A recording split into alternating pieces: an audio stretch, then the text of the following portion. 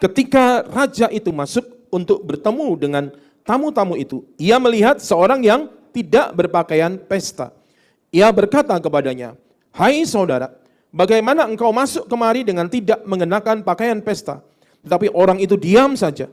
Lalu kata raja itu kepada hamba-hambanya, "Ikatlah kaki dan tangannya, dan campakkanlah orang itu ke dalam kegelapan yang paling gelap. Di sanalah akan terdapat ratap dan kertak gigi."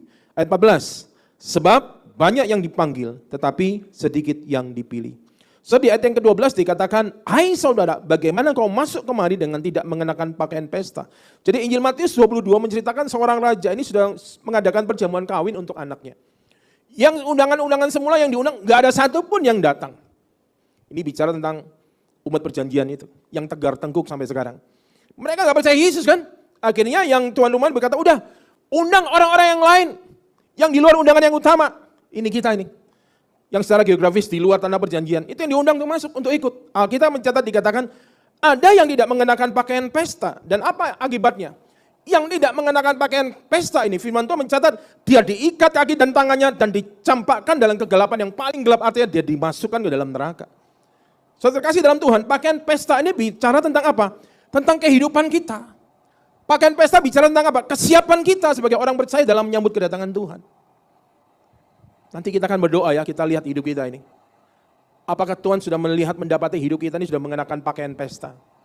Saudara, pakaian pesta bukan bicara tentang jas ya, seperti yang saya pakai ya. Oh kalau gitu, Bapak duluan dong. Enggak, saudara. Pakaian pesta bicara tentang kualitas kehidupan kita. Pakaian pesta bicara tentang kedewasaan rohani kita. Nah, sekasih dalam Tuhan. Terus apa yang harus kita lakukan? Wahyu 16 ayat 15. Lihatlah, aku datang seperti pencuri. Berbahagialah dia yang berjaga-jaga. Dan yang apa saudara? Memperhatikan. Saudara, perhatikan pakaianmu. Pakaian ini bicara tentang kehidupan kita sebagai orang percaya. Yang menanggap katakan amin. Firman Tuhan dalam Wahyu 16 ayat 15. Berbahagialah dia yang berjaga-jaga dan memperhatikan pakaiannya. Menjaga kehidupannya. Terkasih dalam Tuhan. Jangan jadi gadis-gadis yang bodoh yang tidak memiliki persediaan minyak. Persediaan minyak ini bicara tentang keintiman dengan Tuhan.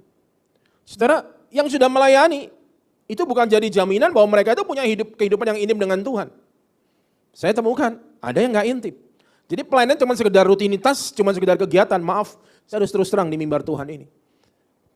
Firman Tuhan berkata, keintiman dengan Tuhan, gak lihat status pelayanan kita. Saudara dan saya semua sama di hadapan Tuhan. Amin. Bahkan Tuhan menuntut lebih daripada orang-orang melayani di mimbar. Setelah pelayanan di mimbar ini bukan satu kebanggaan. Tuhan menuntut lebih dari orang-orang seperti saya dan mereka yang melayani. Yang menangkap isi hati Tuhan katakan amin. Enggak ada kebanggaannya